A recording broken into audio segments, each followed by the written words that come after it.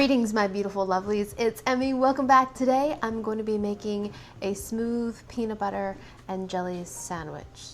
Smooth peanut butter and jelly sandwich.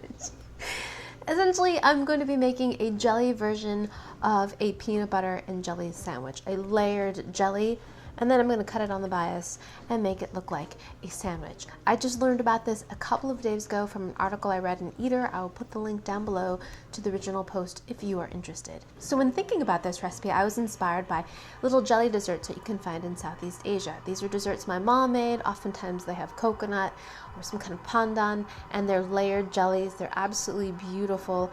And so I thought I would use that as the basis for this recipe, but rather than using coconut and pandan, I would use peanut butter, jelly, and milk.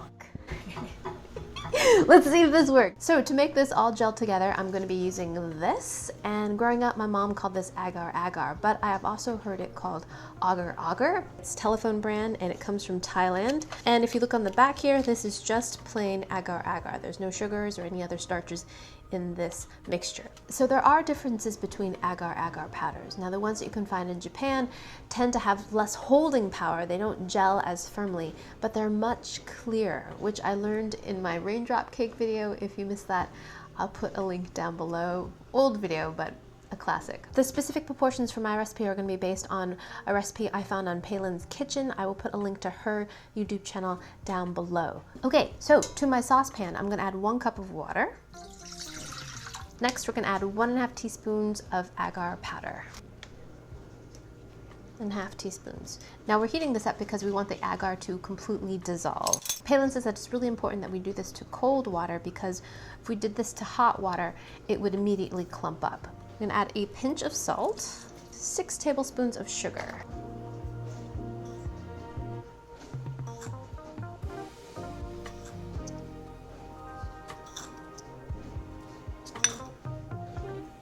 Mix that in there. 1 cup of milk. This is whole milk. I'm going to heat this up. And we're going to bring this to a boil.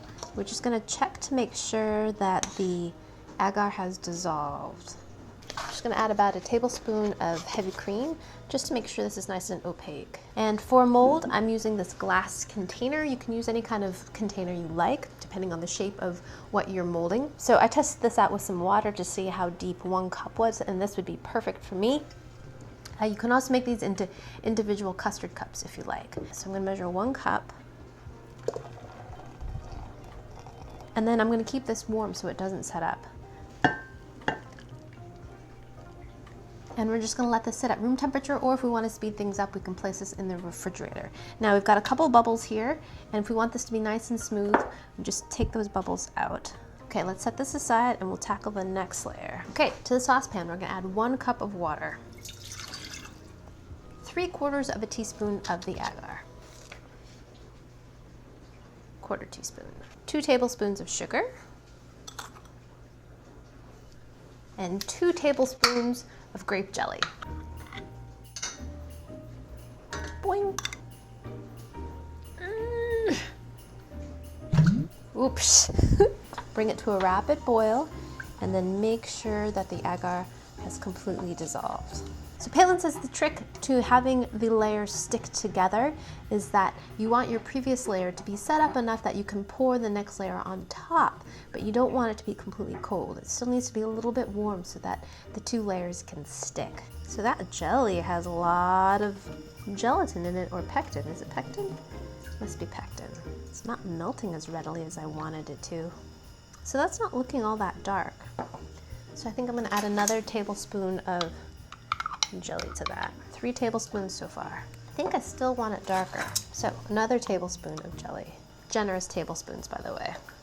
As a kid, I never ate peanut butter and jelly. I think I've probably had peanut butter and jelly sandwich fewer than 10 times my entire life. But I do like that combination. Oh, here we go. And it makes for a really great snack for kids.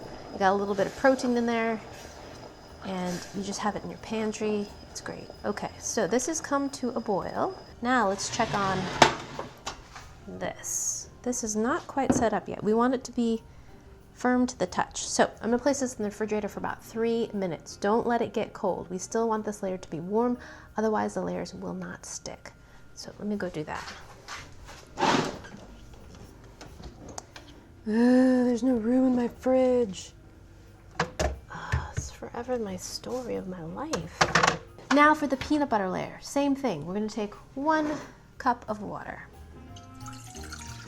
3/4 of a teaspoon of agar powder, 1/2 teaspoon, and 1/4. 3 tablespoons of sugar.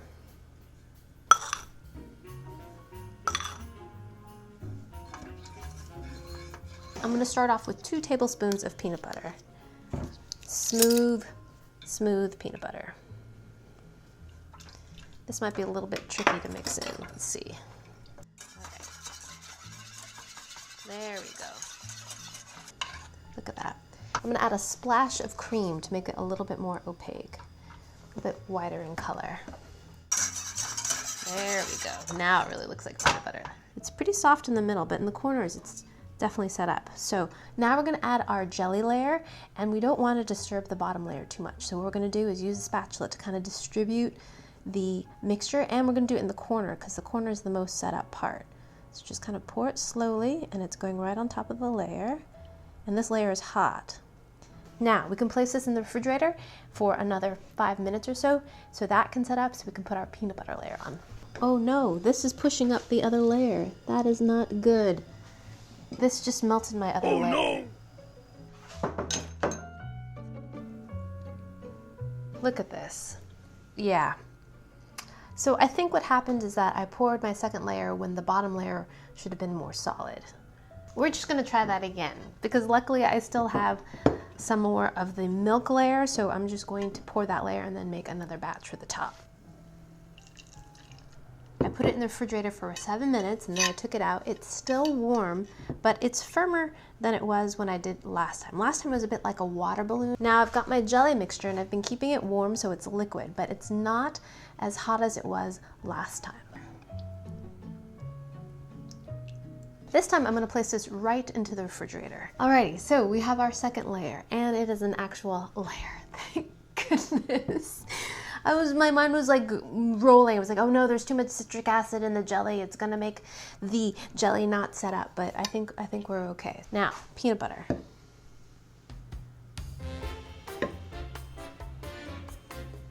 on top of that. Same thing for this. We're gonna let this cool in the refrigerator for 5 to 7 minutes until it's set up enough for the next layer. Okay, this is happening.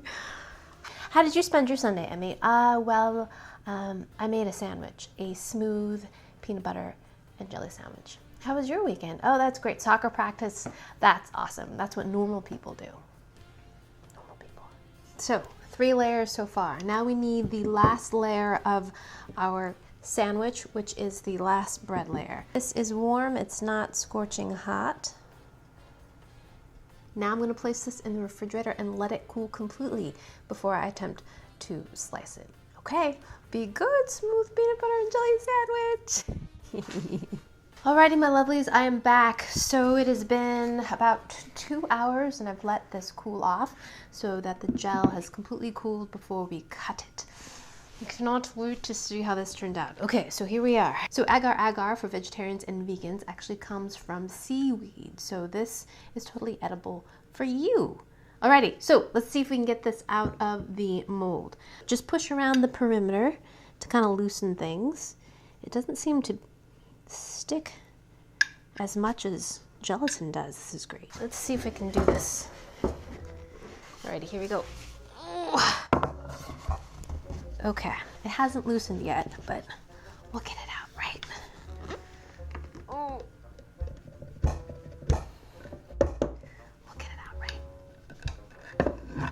Alright, let's try this again. So I'm going to push on the sides again. I'm going to use a smaller cutting board. Let's try that again. I'm going to invert this. A little jiggle, jiggle, shake, shake. Alright. Those of you who have been to my Jell-O unmolding videos know this is nothing new.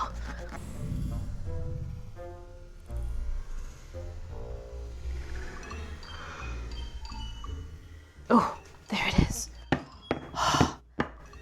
Okay. All right, here we go. I think we got this. There it is. That's probably my least favorite part. The whole unmolding part, don't like that part. Let's make this into a sandwich, okay? We're gonna cut this part right here. Oh, it cuts beautifully. Ooh, look at that. That is gorgeous. Ooh, yeah, look at this edge. That is beautiful. Yes. That's not so pretty, right? But watch this.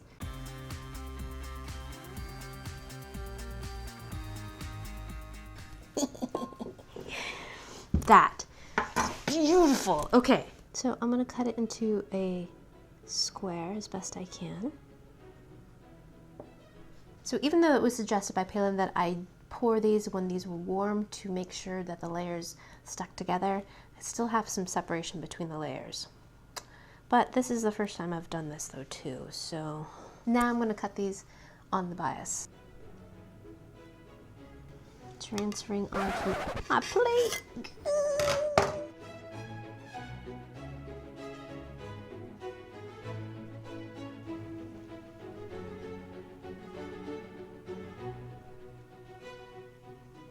All right, finally, I'm gonna eat this thing. I don't wanna eat it. It looks so beautiful and perfect, and it's a Jell-O. It's a Jell-O sandwich.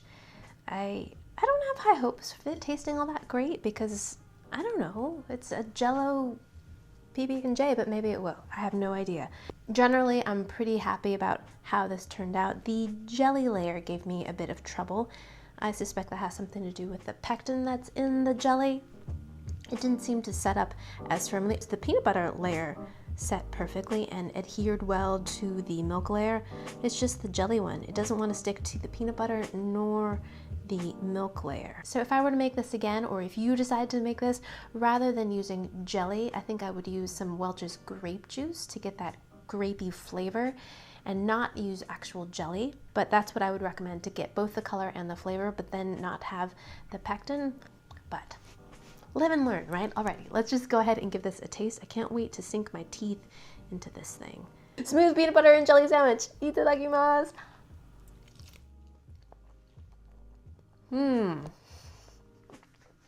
The texture is very much like the agar jellies that I grew up eating.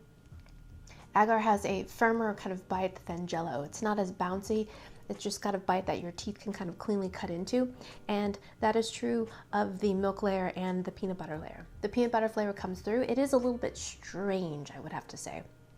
It's almost like coconut. It has that kind of richness that comes with a coconut version of a jelly, but it's peanut. The jelly flavor is not very strong, so it doesn't really taste like a peanut butter and jelly sandwich. Let me get another bite.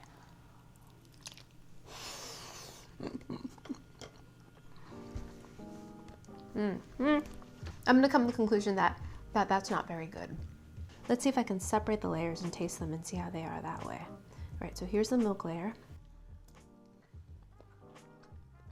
That tastes subtly milky, but mostly just kind of sweet, and that gives you an idea of kind of the jelly texture.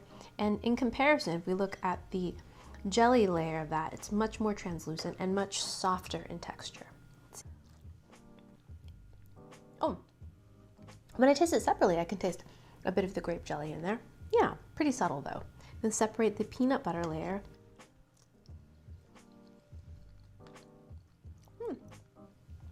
Surprisingly, I like that one the best. I think it's the most flavorful. The balance of sugar in there is really good. Still a little bit strange though. Altogether, not a very good dessert, but aesthetically, very pleasing. Alrighty, so there you have it, the smooth peanut butter and jelly sandwich. I can't say that I recommend it. It is not all that tasty, at least my version. Let me know down in the comments below if you have a Jell-O recipe that you adore, that's been in your family, some salad recipe, some layered Jell-O. I want to know about it. Alrighty, thank you guys so much for joining me. I hope you guys enjoyed that one. I hope you guys learned something. Please share this video with your friends. Follow me on social media, like this video, subscribe, and I shall see you in the next one. Toodaloo, take care, bye!